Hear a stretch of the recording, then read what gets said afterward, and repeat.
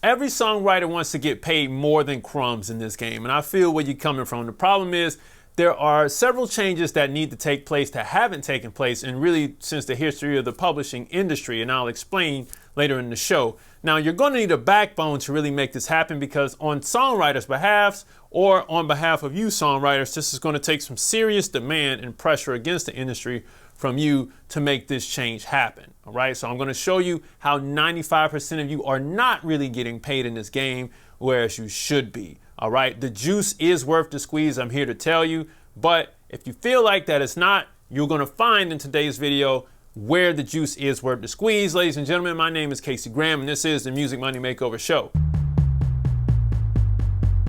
Music publishing is the slowest royalty. Music publishing revenue on average takes roughly 9 months to be received from streams and digital performances. Really listen to that.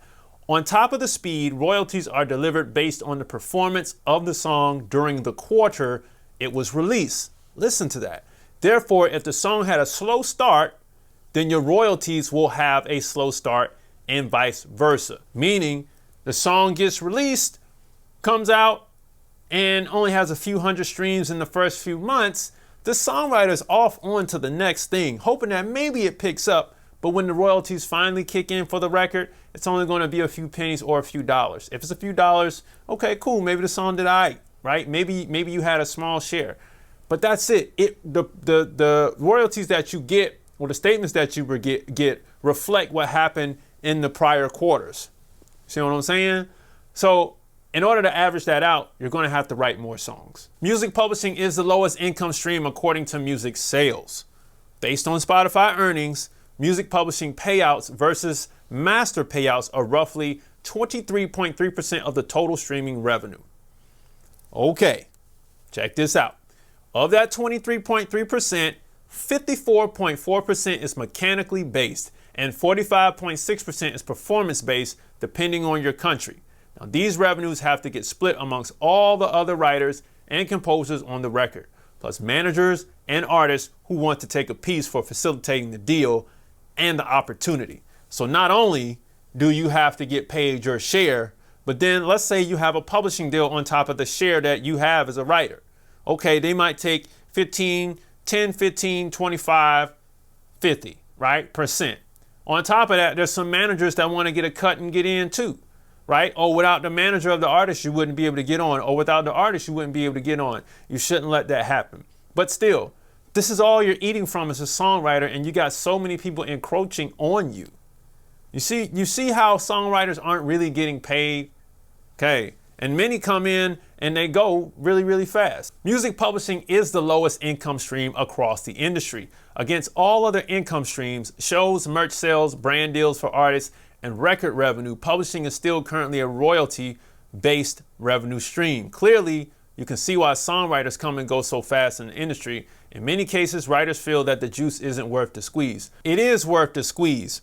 It's just that when you're in a position to make money on royalties and royalties only, it's going to be difficult to get rich, and I'll explain a little bit in depth. Music publishing sync royalties are split according to original songwriter splits. So even though synchronization has the potential to change lives, when it comes to the publishing portion of the sync royalties, it's still split amongst all the other writers. This causes the individual writer to make less on a sync than others involved, namely the producer, because the producer is getting a portion of the master royalty.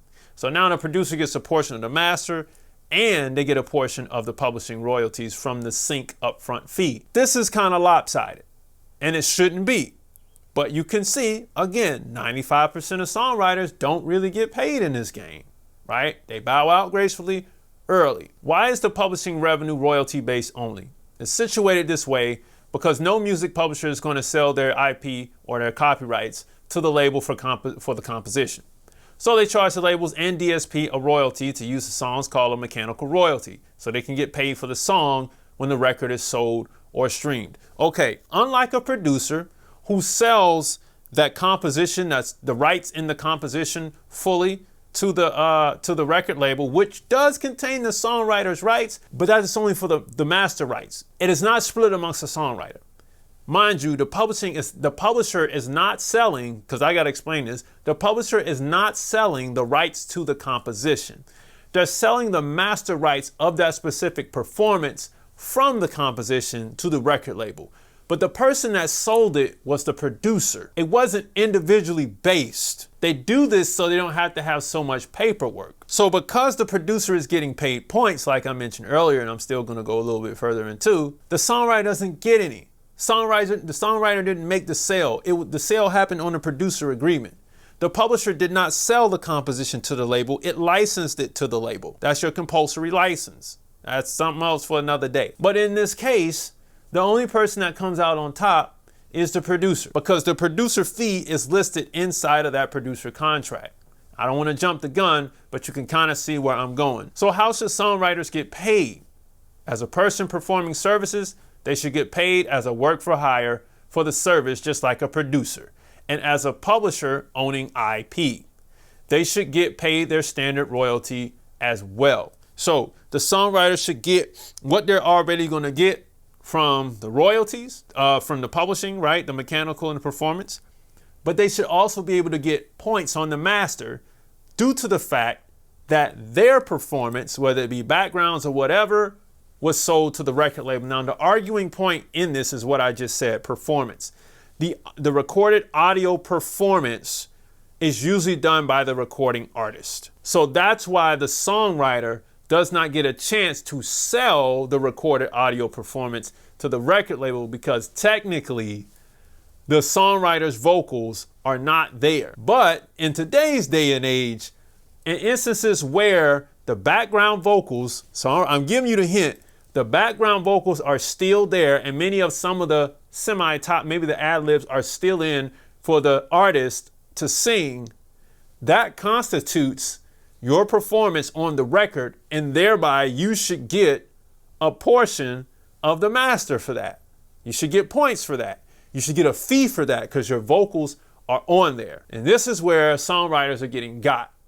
So long as your vocal, you can beat the technicality, so long as your vocals are on there, maybe some top line vocal or ad-libs are on there. And the arrangement, you can kind of get away with that.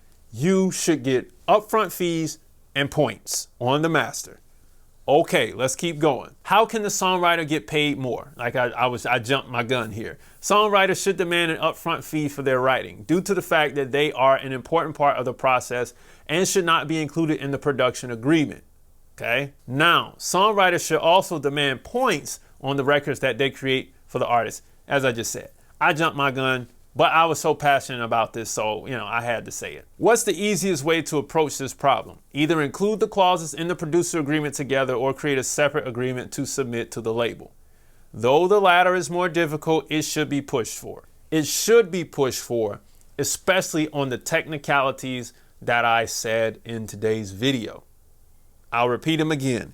If the vocals from the songwriter and backgrounds are there, if there are certain ad-libs that are still there, and certain arrangements of their own vocals that are still there, technically, they're selling their recorded performance to the record label, and thereby they should get an upfront fee. Technicality. On a technicality, they should get paid and they should get points. It's difficult because nobody wants to accept that technicality and they don't want to see it outside of a producer agreement. But that has to change for songwriters, okay?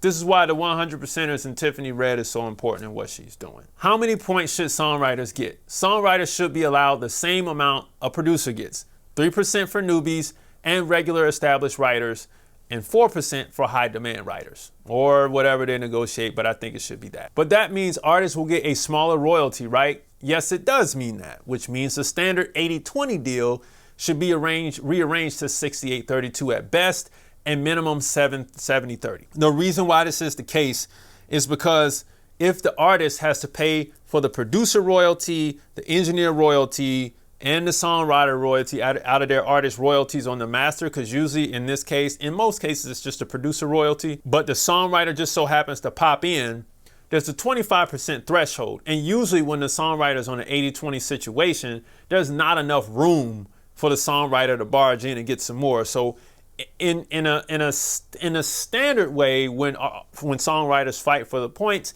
they split them amongst what the producer points would have been, 3 to 4%. But I'm saying, doing all this work as a songwriter, they should get their own pie. So that way, the 25% threshold on the artist royalty should be increased, which increases the artist royalty as a gross number so that the songwriter can fit in. That's what I'm saying there.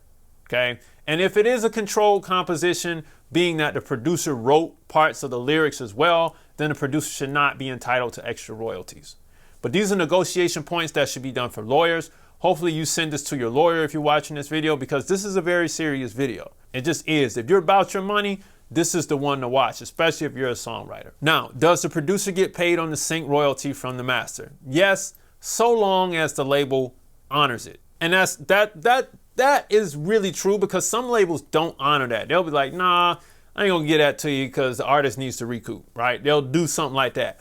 Or if your producer fee or advance has not been recouped, then of course you won't get that money. But a sync royalty can recoup your producer advance very, very fast. So if you are that songwriter that I'm talking about today, if you are the producer that I'm talking about today, maybe you're the singer or the new music business exec who needs to build your record or publishing company really, really fast. I'm talking about in 60 days or less. I got you covered. You'll learn how to build a strong LLC foundation to survive and thrive off of, right? This will allow you to grow. You'll learn how to play the game via contract so you don't get lost in the sauce out here of all these scam artists that are out here, right? And on top of that, you'll be able to collect your international and your domestic record and publishing royalties without the middleman taking 15%.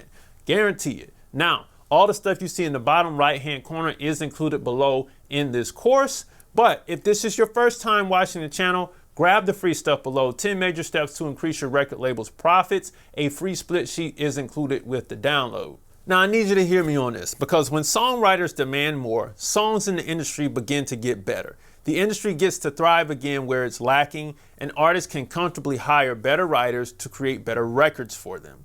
This is where we want to go. But when songwriters bow out, the record industry suffers. Listeners revert to catalog listening, and the industry produces subpar recordings that people could care less about 9 months down the line. And currently, you may notice that that's what's really happening.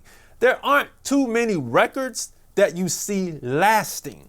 That like, oh my God, that's an incredible record. I really don't know what's the last record I heard that really stands out besides things that were released maybe 2015 and prior. That's like, oh yeah, those are the ones, right? I don't hear those iconic records anymore, right? I hear popular records, but I don't hear iconic records. I don't want to get on the soapbox here. But if you were trying to get more information on how to get paid as a songwriter, how to change this thing around for you, maybe you are a hit songwriter, maybe you did have a bunch of platinum plaques back in the day, but it's just not adding up, this is what you should be fighting for right here. Go back, listen to this video, and get to the part where I talk about the technicalities, and maybe this will allow you to grow back into the songwriter you were, getting the money you were maybe 10 years ago, 15 years ago. Maybe we can change that landscape together. Right, music money makers? So if you make music, you should always make money. Log on to musicmoneymakeover.com, jump into the 60-day record label course beneath this video. Hit that like button beneath this video. Download the free stuff below. Book a call on musicmoneymakeover.com, and I'll see you next time. Peace.